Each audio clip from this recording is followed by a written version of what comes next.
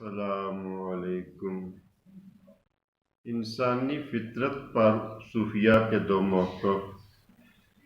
کچھ صوفیہ کا یہ موقف ہے کہ انسانی فطرت چینجیبل نہیں ہے، قابل تبدیل نہیں ہے۔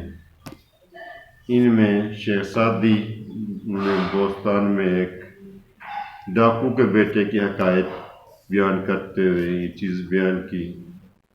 ایسے ہی سلطان بہو کا ایک مشہور شعر ہے، کوڑے خوہ میٹھے نہیں ہوندے سنا منا من کھنڈ پائیے ہو، یعنی ان کے مطابق انسانی فطرت تبدیل نہیں ہوتی۔ اس کے برعکس کچھ صوفیہ وہ ہیں جن کا یہ موقف ہے کہ انسانی فطرت تعلیم و تربیت یا دعا سے تبدیل ہو جاتی ہے۔ ان میں شیخ عبدالقادر جیلانی المعروف غوث پاک